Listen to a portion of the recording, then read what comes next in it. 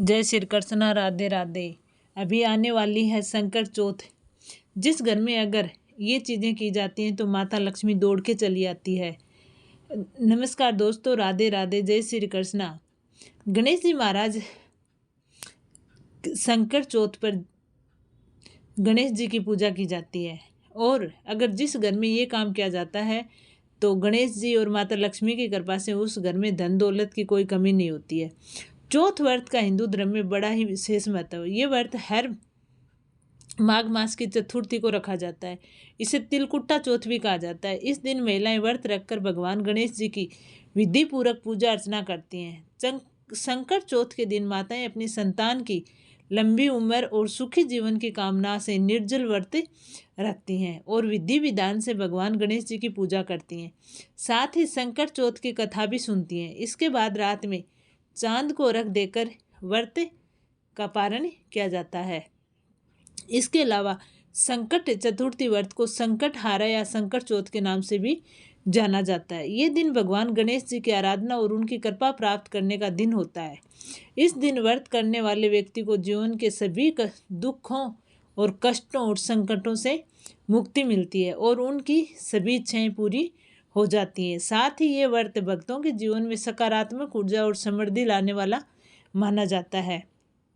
एक साल में संकट चतुर्थी के 12 से 13 व्रत होते हैं, जो कि हर महीने के कृष्ण पक्ष की चतुर्थी तिथि को आते हैं।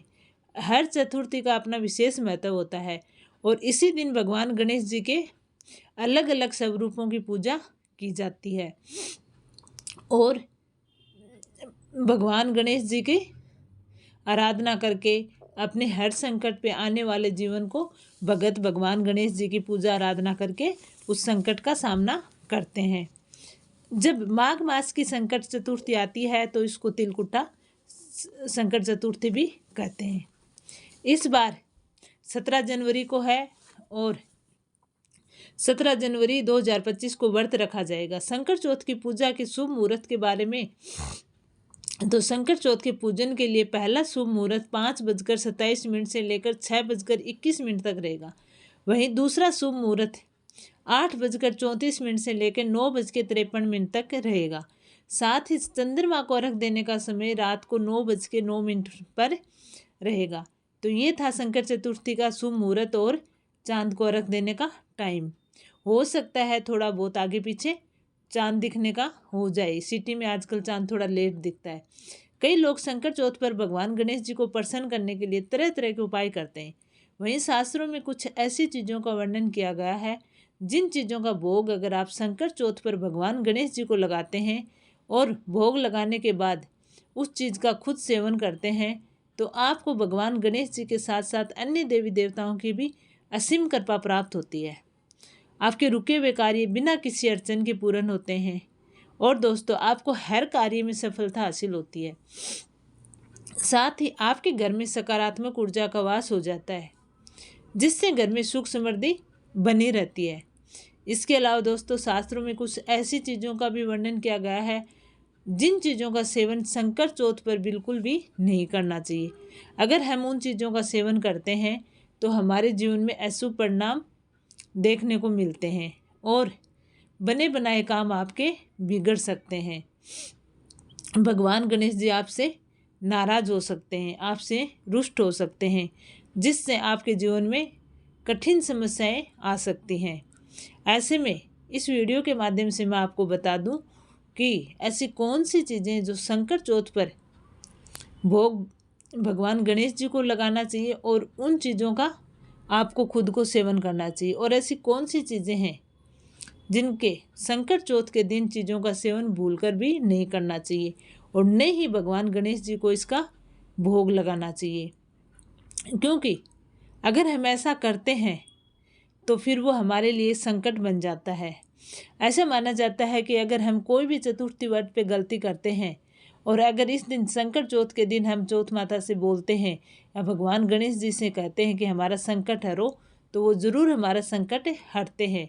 लेकिन उसके लिए हमें पूरे विधि विधान से भगवान गणेश जी की पूजा करनी है। जो चीज़ें हमारे लिए सही हैं, जो भोग लगा सकते हैं, उन्हीं चीज़ों का हम गणेश जी को भोग लगाएं। जिनका हमें भोग नहीं लगाना चाहिए उन चीज़ों का गणेश जी को भोग नहीं लगाए, नहीं बिल्कुल ग्रहण करें। तो चलिए मैं आपको बता देती हूँ कि संकट चौथ पर भगवान गणेश जी को किन चीज़ों का भोग लगाना चाहिए और किन चीज़ों का सेवन करना चाहिए जो कि हमारे जीवन में शुभ परिणाम लाने के लिए सही है। नंबर 1, कद्दू की सब्जी। जी हाँ दोस्तों, कद्दू की सब्जी संकट चौथ के व्रत के लिए एक बढ़िया विकल्प है। ये सब्जी हल्की और स्वादिष्ट होती है और व्रत में खाने के लिए प्रयुक्त मानी जाती है। इसमें सेंधा नमक और हल्के मसाले के साथ तैयार किया जाता है और कद्दू को छोटे छोटे टुकड़ों में काट लें, जिसमें जीरा और हरी मिर्च और हल्दी से पका लें। वहीं कुछ लोग इसे मीठा बनाना भी पसंद करते हैं, जिसमें थोड़ा सा गुड़ डाल दिया जाता है। साथ ही खट्टे स्वाद के लिए इमली का भी प्रयोग किया जाता है या फिर टमाटर का प्रयोग करते हैं। इसे पूरी या कद्दू के पराठों के साथ खाया जा सकता है। कद्दू की सब्जी न केवल स्वाद को बढ़िया बनाती है, बल्कि इसमें जो मौजूद पोषक तत्व होते हैं वो शारीरिक दृष्टि से भी हमारे शरीर का बहुत ऊर्जा प्रदान करते हैं। तो आप कद्दू की सब्जी खा सकते हो, भगवान गणेश जी को भी इसका भोग लगा सकते हो। अरबी की सब्जी संकट चौथ के व्रत में काफ़ी पसंद की जाती है। इसे उबालकर या तली हुई अरबी को तैयार किया जाता है। इसमें भी सेंधा नमक, जीरा और हरी मिर्ची और हल्दी डालकर इसको तैयार कर लें। ये सब्जी व्रत में ऊर्जा प्रदान करने के लिए अच्छा साधन मानी जाती है। अरबी की सब्जी को कद्दू परांठे या राजगिरी की पूड़ी के साथ खाया जा सकता है और इसे हल्का और सुपाच्य बनाए रखने के लिए ज़्यादा मसालों का प्रयोग नहीं करें। इसके अलावा व्रत के दौरान अरबी की ये सब्जी पारंपरिक और पौष्टिक आहार का एक बेहतरीन विकल्प है। सिंगाड़े या हलवा या सब्जी। तो सिंगाड़ा व्रत में खाना बहुत ही शुभ माना जाता है। इससे कई तरह के व्यंजन बनाए जाते हैं। सिंगाड़े की सब्जी व्रत के लिए एक अनूठा विकल्प है। इसके लिए इसको उबालकर या भूनकर सेंधा नमक और काली मिर्ची के साथ पकाया जाता है। इसके अलावा सिंगाड़े का आटे का हलवा भी व्रत में बनाया जाता है और इसे बनाने के लिए सिंगाड़े के आटे को घी में भुना जाता है, फिर इसमें पानी और चीनी डालकर पकाया जाता है। ये व्रत में खा सकते हैं और इसमें सही ऊर्जा और सही संतुलन प्रदान होता है। इसके अलावा सिंगाड़े में जो कार्बोहाइड्रेट और फाइबर होते हैं वो शरीर के लिए भी बहुत अच्छे माने जाते हैं। इससे क्या शरीर में दिन भर ताजगी बनाए रखने में मदद करता है। मोदक। भगवान गणेश जी को मोदक बहुत प्रिय होते हैं और ये मिठाई चावल के आटे और गुड़ के मिश्रण से बनाई जाती है। इसमें नारियल भी डाला जाता है और मोदक को विशेष रूप से गणेश उत्सव के दौरान तैयार किया जाता है। इसे गणेश जी को प्रिय भोग भी कहा जाता है। इसके अलावा मोदक के अंदर गुड़ और नारियल का मिश्रण स्वाद और पवित्रता का प्रतीक माना जाता है। ऐसे में संकट चौथ के दिन मोदक का भोग आप गणेश जी को अर्पित कर सकते हैं और श्रद्धा और प्रेम से तैयार करना चाहिए, क्योंकि ये भगवान को आशीर्वाद का प्रतीक माना जाता है। क्योंकि मोदक की मिठाई हमारे जीवन में समृद्धि और खुशहाली का प्रतीक मानी जाती है। जब मोदक भगवान को अर्पित करते हैं तो ये निश्चित रूप से घर में सुख, शांति और समृद्धि लाने के लिए सहायक होता है। नंबर 5, दुर्वा घास। भगवान गणेश को 21 दुर्वा घास के पत्ते विशेष रूप से प्रिय होते हैं, जिन्हें दुर्वा कहा जाता है। ऐसे में संकट चौथ के दिन दुर्वा घास आप भगवान गणेश जी को अर्पित करें, क्योंकि दुर्वा के पत्ते सात्विक, पवित्रता और समृद्धि के प्रतीक माने जाते हैं। जब इन पत्तों को भगवान गणेश के चरणों में अर्पित किया जाता है तो उनका आशीर्वाद हम पे आता है और वो हमारी तरफ आकर्षित होकर हमें आशीर्वाद देते हैं। दुर्वा का विशेष रूप से गणेश पूजन के दौरान अर्पित किया जाता है और ये एक धार्मिक परंपरा है कि दुर्वा के पत्ते मानसिक शांति और सफलता की ओर मार्गदर्शन करते हैं, इसलिए इसे गणेश जी की पूजा में अनिवार्य रूप में रखा जाता है। कोई भी मांगलिक कार्य होता है तो भी दुर्वा घास का प्रयोग किया जाता है। तो इस तरह ध्यान रहे कि दुर्वा ताजी और शुद्ध होनी चाहिए, जिससे भक्ति में कोई कमी नहीं हो और भगवान गणेश जी को अर्पित कर सके। गुड़ और तिल। गुड़ और तिल का मिश्रण भी गणेश जी को प्रिय होता है।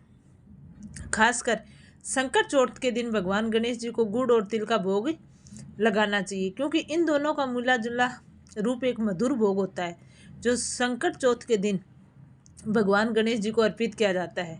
और ये भोग नहीं केवल स्वादिष्ट होता है, बल्कि धार्मिक दृष्टि से भी बहुत शुभ माना जाता है। इसके अलावा गुड़ और तिल का सेवन करने से जीवन में खुशहाली आती है और समृद्धि आती है। ऐसे में आपको संकट चौथ के दिन भगवान गणेश जी को गुड़ और तिल का भोग लगाना चाहिए, क्योंकि इस दिन तिलकुट्टा बनाया जाता है संकट चतुर्थी के दिन। तो तिल और गुड़ का भोग गणेश जी को लगाने से गणेश जी की विशेष कृपा प्राप्त होती है, जिससे जीवन में शुभ परिणाम की प्राप्ति होगी और घर में सकारात्मक ऊर्जा का वास होगा और घर में सुख समृद्धि बनी रहती है। इसलिए इसका विशेष महत्व है। लड्डू। भगवान गणेश जी को लड्डू बहुत ही प्रिय हैं। खासकर बेसन के लड्डू भगवान गणेश जी को अति प्रिय होते हैं। इसके अलावा यह एक पारंपरिक भारतीय मिठाई है, जो कि विशेष रूप से पूजा के दौरान तैयार की जाती है। ऐसे में संकट चौथ के दिन लड्डू का भगवान गणेश जी के चरणों में अर्पित करने से घर में सुख समृद्धि का वास होता है, साथ ही जीवन में सकारात्मक ऊर्जा का वास होता है। ये मिठाई समाज में खुशी और उल्लास का प्रतीक मानी जाती है। भगवान गणेश जी की पूजा में लड्डू का अर्पण विशेष रूप से बहुत ही महत्वपूर्ण होता है, क्योंकि गणेश पूजा के दौरान लड्डू के अर्पण से मनुष्य के जीवन में जो दरिद्रता होती है वो दूर होती है। ऐसे में आपको श्रद्धापूर्वक विधि विधान से संकट चतुर्थी पर लड्डू भगवान गणेश जी को अर्पित करने चाहिए। ऐसा करने से आपके जीवन में शुभ परिणाम देखने को मिलते हैं और भगवान गणेश जी का आशीर्वाद बना रहता है। भगवान गणेश जी को नारियल विशेष रूप से प्रिय है। नारियल का खोल भगवान गणेश जी की पूजा में प्रमुख रूप से इस्तेमाल किया जाता है और ये एक महत्वपूर्ण धार्मिक का प्रतीक है। इसके अलावा नारियल का शास्त्रों में बड़ा महत्व है और इसे शुद्धता और प्रसन्नता का प्रतीक माना जाता है। ऐसे में संकट चौथ के दिन नारियल को भगवान गणेश जी के चरणों में अर्पित करने से घर में सुख शांति और समृद्धि का वास होता है, जिससे घर में सुख शांति का माहौल बना रहता है। और विशेष रूप से पूजा के समय नारियल को तोड़कर अर्पित किया जाता है, ताकि भगवान गणेश जी का आशीर्वाद प्राप्त हो सके और घर में भगवान गणेश जी की कृपा बनी रहे। चौथ के दिन भगवान गणेश जी को नारियल अर्पित करते समय शुद्धता का विशेष ध्यान रखें, क्योंकि शुद्धता के बिना पूजा पूरी नहीं होती है। इसलिए शुद्धता का बहुत ही ध्यान रखें। फल। जीवन में फलों का विशेष महत्व माना जाता है।